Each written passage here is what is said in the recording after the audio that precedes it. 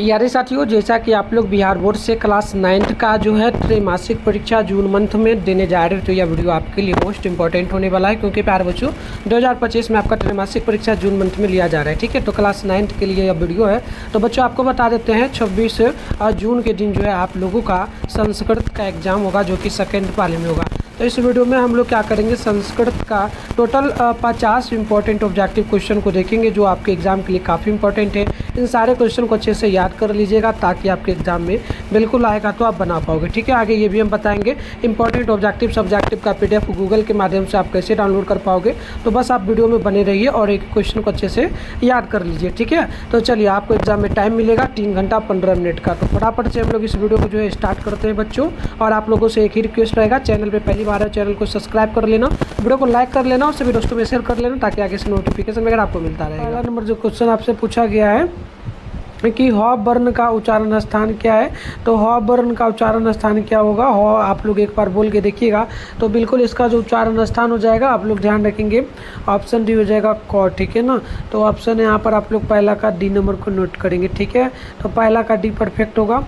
दूसरा क्वेश्चन को देखेंगे आप लोग, तो यहाँ पर आपसे बोला गया मुर्दा जो है, यानी मुर्दा से किस वर्ण का उच्चारण स्थान क्या होगा, मुर्दा से कुछ स्थान किस वर्ण का उच्चारण होगा।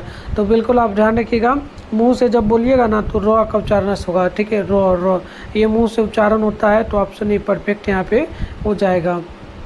आइए अगला क्वेश्चन को जब हम लोग देखेंगे, तो यहाँ पर बोला गया आपसे 3 नंबर कि मृत्यो दस दस अमृतम गमय, रिक्त स्थान पर क्या होगा। तो यहाँ पर जो खाली स्थान है, इसमें हमारा जो भरा जाएगा, आप ध्यान रखिएगा, इसमें हमारा ये भराएगा माँ। ठीक है, माँ पर रेप, यानी ऑप्शन नंबर ए बिल्कुल ही परफेक्ट हो जाएगा। चलिए अगला क्वेश्चन है आपका 4 नंबर की जो है ना त्वामी देवा पुरुषा पुराना किस ग्रंथ से लिया गया है। तो आप बिल्कुल ध्यान रखिएगा, ऑप्शन नंबर बी हो जाएगा, ये भगवत गीता से हो जाएगा। आप लोग ऑप्शन नंबर बी को यहाँ पर याद कर लीजिएगा। चलिए नेक्स्ट आप देखेंगे, तो यहाँ पर अगला क्वेश्चन आप लोगों का हो जाएगा 5 नंबर। ये बोला नमो अस्तु का संधि विच्छेद क्या हो जाएगा। तो नमो अस्तु का संधि विच्छेद आप लोग यहाँ पर देखेंगे ना, तो ये एक तो हो जाएगा नमा प्लस अस्तु। ठीक है ना, तो ऑप्शन नंबर ये हमारा बिल्कुल बच्चों परफेक्ट होगा। 6 नंबर को देखेंगे, जो ना ये आपसे पूछा गया परित्रिजया में कौन सा प्रत्यय होगा। परित्रिजया में जो है कौन सा प्रत्यय होगा, ये आप लोगों से पूछा गया। तो यहाँ पर आप देखेंगे तो 6 का ऑप्शन ए हो जाएगा, यानी कि लयप होगा। तो 6 का ऑप्शन नंबर ए बिल्कुल ही परफेक्ट हो जाएगा।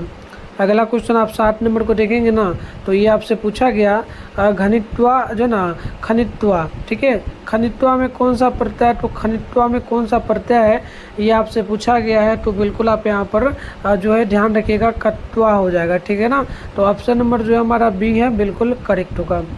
8वां नंबर है भविष्य अंति में कौन धातु है। भविष्य अंति में कौन धातु है बच्चों, तो आप याद कर लीजिएगा, 8वां का बी हो जाएगा, ये भव हो जाएगा। 8वां का ऑप्शन नंबर बी जो है बिल्कुल ही राइट होगा। अगला देख लीजिएगा, 9 नंबर आपसे पूछा गया है कि पंचतंत्र में कितने भाग हैं। पंचतंत्र में कितने भाग हैं, तो आप याद रखेंगे टोटल 5 भाग। पंचतंत्र में टोटल 5 भाग है, ऑप्शन ए करेक्ट हो जाएगा। 10वां नंबर देख लीजिएगा, तो ये आपसे पूछा जा रहा है परन्मय में कौन सी धातु है। परन्मय में कौन सी धातु है। ठीक है ना, तो आप याद रखिएगा, इसका ऑप्शन नंबर ये हो जाएगा नमः। ऑप्शन ए बिल्कुल आपका परफेक्ट होगा 10 नंबर क्वेश्चन का। अगला आप 11 नंबर को देखेंगे, तो ये आपसे बोला गया यक्ष यदुष्ठिर संवाद किस ग्रंथ से लिया गया है। तो आप याद कर लीजिएगा, इसका ऑप्शन नंबर बी हो जाएगा महाभारत से। ये जो लिया गया है ना, महाभारत से लिया गया है, तो ऑप्शन नंबर बी हमारा बिल्कुल ही करेक्ट हो जाएगा। अगला आप देखेंगे 12 नंबर क्वेश्चन को, तो महाभारत में कितने पर्व है। महाभारत में टोटल कितना पर्व है, तो आप याद रखेंगे 12 नंबर का भी ऑप्शन आपका सी हो जाएगा, इसमें टोटल 18 पर्व है। तो ऑप्शन नंबर सी हमारा बिल्कुल ही करेक्ट हो जाएगा। नेक्स्ट आप 13 नंबर को देखेंगे, तत्वार्थ में कौन सी संधि है। तत्वार्थ में कौन सी संधि होगी, तो 13 का बी हो जाएगा दीर्घ संधि। आप ऑप्शन नंबर बी को यहाँ पर याद कर लीजिएगा। अगला क्वेश्चन आप लोग देखेंगे 14 नंबर को, तो ये आपका प्रोच्चयते में कौन सी उपसर्ग है। प्रोच्चयतों में कौन सी उपसर्ग होगी बच्चों, तो आप याद रखेंगे 14 का सी हो जाएगा, ये आपका प्रो हो जाएगा। ठीक है ना, तो सी नंबर आप यहाँ पर याद कर लीजिएगा। चलिए अगला क्वेश्चन को हम लोग देख लेते हैं। अगला है हमारा 15 नंबर। ये आपसे बोला जा रहा है कि उपनिषद किनके विचार पर करता है। उपनिषद में जो है ना किनका विचार प्रकट हो रहा है, तो आप याद रखिएगा उपनिषद में जो है ना हो जाएगा ऋषियों का विचार प्रकट हो रहा है। किनका? ऋषियों का। तो ऑप्शन डी हो जाएगा। ठीक है, चलिए अगला देख लीजिएगा। यहाँ पर आपका 17 नंबर है। कृष्ण का प्रचार कौन सा ग्रंथ प्रकट करता है, यानी कृष्ण भगवान का प्रचार जो है किस ग्रंथ में किया जाता है। तो आप याद रखिएगा ये जो किया जाता है ना भगवत गीता में। किस में किया जाता है? भगवत गीता में, यानी ऑप्शन नंबर बी हमारा बिल्कुल यहाँ पर जो है ना राइट हो जाएगा। चलिए अगला देख लेंगे हम लोग 17 नंबर को। तो लोभा जो ना रोभा विष्टि चक्रधरा, रोभा विष्टि चक्रधरा में ब्राह्मण पुत्र कितने हैं, यानी कि रोभा विष्टा चक्रधरा जो है तो उसमें जो ब्राह्मण पुत्र है, ब्राह्मण पुत्र कितना है। ठीक है ना, तो ब्राह्मण का पुत्र टोटल कितना है ये हमसे पूछा, तो आप याद रखिएगा टोटल 4। ठीक है ना, टोटल 4 है। तो ऑप्शन हमारा बी यहाँ पर बिल्कुल ही राइट हो जाएगा। आइए अगला हम लोग देखेंगे 18 नंबर को। तो ये हमसे पूछा गया भैरवानंद कौन थे। भैरवानंद जो है कौन थे, तो आप याद रखिएगा भैरवानंद एक योगी थे। तो ऑप्शन हमारा सी नंबर यहाँ पर राइट हो जाएगा। देखिए अगला क्वेश्चन आपका 19वां है। चक्रम भरमती 10 खाली स्थान में क्या भराएगा। तो आप 19वां का ऑप्शन नंबर बी को नोट कर लीजिएगा, मस्तके। मस्तके भराएगा, ऑप्शन हमारा बी बिल्कुल ही राइट हो जाएगा। अगला 20वां है पंडित कौन है। तो देखो बच्चों पंडित जो है ना ये धर्मज्ञ होता है, जिनके पास धर्म का ज्ञान हो वो क्या होगा, पंडित का रहेगा। तो ऑप्शन नंबर ए राइट हो जाएगा। अगला देख लीजिएगा 21 नंबर है। निर्दया में कौन सा उपसर्ग है। निर्दया में क्या उपसर्ग लगा है, तो आप यहाँ पर देखेंगे ऑप्शन हमारा जो है ये हमारा बी नंबर की ओर चला जाएगा, यानी कि नीर हो जाएगा। ऑप्शन बी हमारा जो है बिल्कुल परफेक्ट होगा। अगला देखेंगे आप लोग 22वां नंबर को। तो वेद कितने हैं बच्चों, तो वेदों की संख्या की अगर हम लोग जब बात कर लेंगे ना तो टोटल 4 वेद है। कितना है, टोटल 4। ऑप्शन नंबर ए होगा।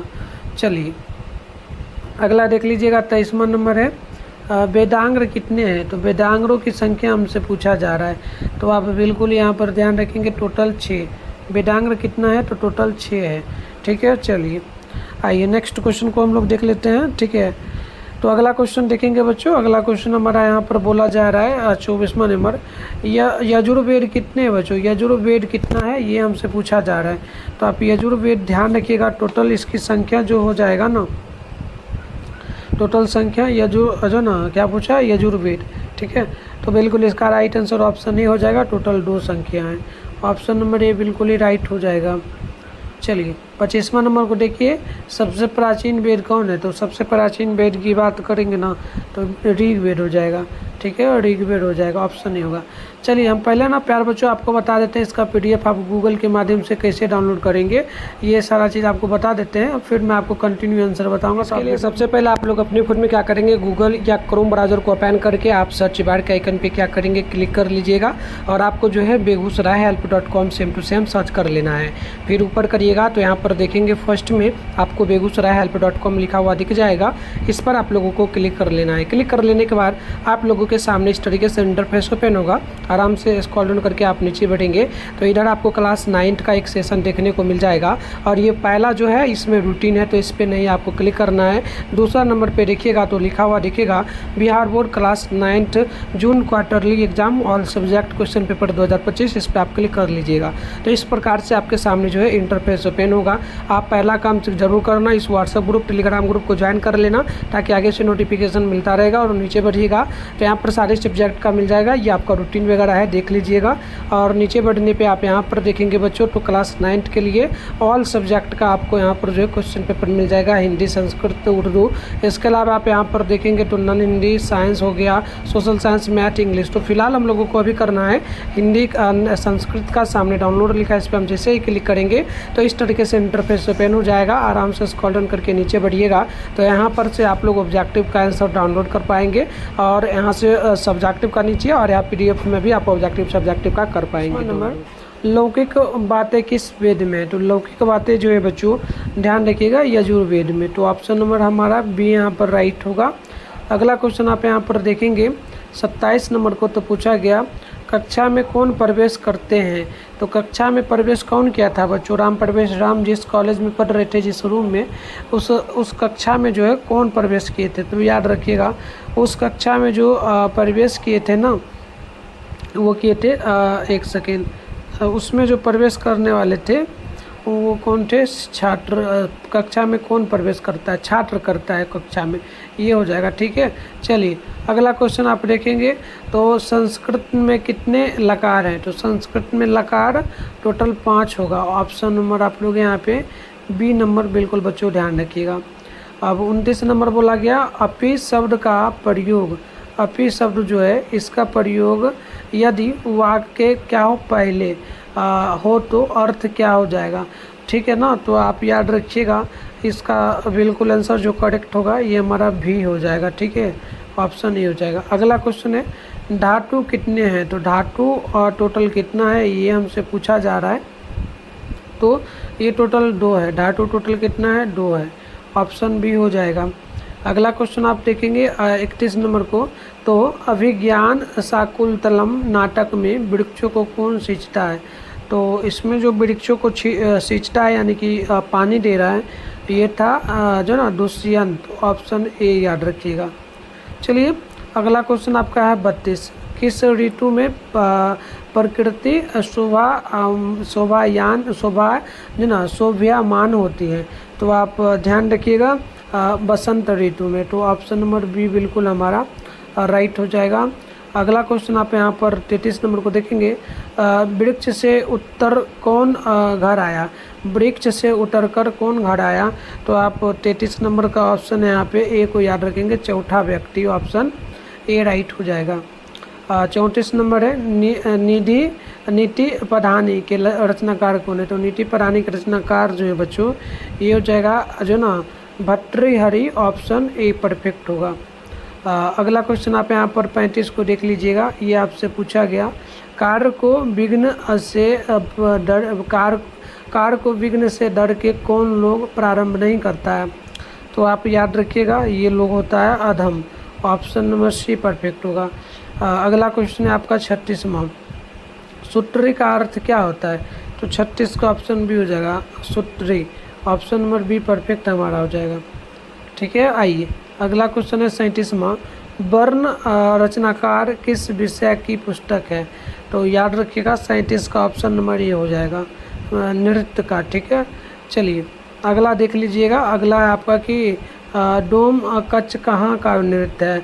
डोम कच्छ कहाँ का नृत्य है? तो आप ध्यान रखिएगा, ये भोजपुर का हो जाएगा। ऑप्शन नंबर ए बिल्कुल यहाँ पे राइट होगा। अगला देखिए, अगला आपका 39। पाँचवा वेद किसे कहा जाता है? तो पाँचवा वेद कहा जाता है नाटक को। ठीक है ना, तो ऑप्शन नंबर ए यहाँ पर राइट होगा। अगला देखिए 40वां नंबर है, विदेशिया नाटक किसके द्वारा लिखा गया है? तो विदेशिया नाटक जो लिखा गया है ना, आप ध्यान रखिएगा, भिखारी ठाकुर के द्वारा। तो ऑप्शन ए परफेक्ट होगा। 41वां नंबर है, मूर्ति कला कहाँ का वैभव है? तो मूर्ति कला कहाँ का वैभव है? तो आप ध्यान रखेंगे, ये देश का वैभव है। ठीक है ना, तो ऑप्शन नंबर बी परफेक्ट होगा 41 का। चलिए नेक्स्ट हमारा है 42वां नंबर। अगला पूछा देवाराधनम पद का समास क्या है? तो यहाँ पे ऑप्शन नंबर ए होगा, तत्पुरुष। ऑप्शन ए को ध्यान रखेंगे। 43 है, संस्कार गीत से वेदा। रेखांकित पद में कौन विभक्ति है? तो आप ऑप्शन बी को याद रखेंगे, षष्ठी। Right answer option number B perfect हो जाएगा। अगला आप देखेंगे ना यहाँ पर, तो आपसे 44वां नंबर पूछा है, कमला पूजा कहाँ का नृत्य है? तो कमला पूजा कहाँ का नृत्य है? तो आप सी नंबर को ध्यान रखिएगा, मिथिला का नृत्य है। तो ऑप्शन नंबर सी करेक्ट होगा।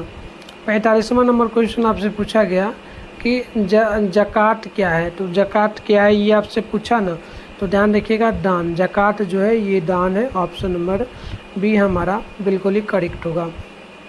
46वां नंबर देखिए, किसको देखकर मुसलमान लोग रोज़ा खोलते हैं? देखिए मुसलमान लोग जो रोज़ा खोलते हैं ना, चंद्रमा को देख करके वो लोग खोलते हैं। ठीक है, तो ऑप्शन नंबर बी आप लोग ध्यान रखिएगा 46वां का। चलिए 47वां देखिएगा, जनः उपवासम डैश डैश रिक्त स्थान की पूर्ति कीजिए। तो देखिए यहाँ पर जनाम उपवासम, तो ये भरा जाएगा आपका कुर्वंती, ऑप्शन नंबर सी परफेक्ट हमारा हो जाएगा। आइए 48 नंबर को देख लीजिएगा, किसकी संख्या दिन प्रतिदिन बढ़ रही है। तो संख्या जो बढ़ रही है ना, नगरों की बढ़ती जा रही है, ऑप्शन नंबर ए परफेक्ट हो जाएगा। अगला क्वेश्चन हम लोग देख लेंगे 49 को। तो ये पूछा, प्राचीन काल में गांव का जीवन कैसा था। तो प्राचीन काल में गांवों का जीवन सुखमय था, अभी भी है गांवों का जीवन सुखमय ही है, नगरों का लगभग नहीं है। एक 50 है कि प्राचीन काल में गांव का विकास कैसा था। तो गांव का विकास प्राकृतिक था, ठीक है, तो ऑप्शन ए। हमने 50 क्वेश्चन को कर लिया बच्चों, ठीक है। और भी जो बचा इसका हम आंसर बताएं, जहाँ से वहाँ डाल देंगे, तो जाके डाउनलोड कर लीजिए। मिलते हैं नेक्स्ट वीडियो में, तब तक के लिए बाय।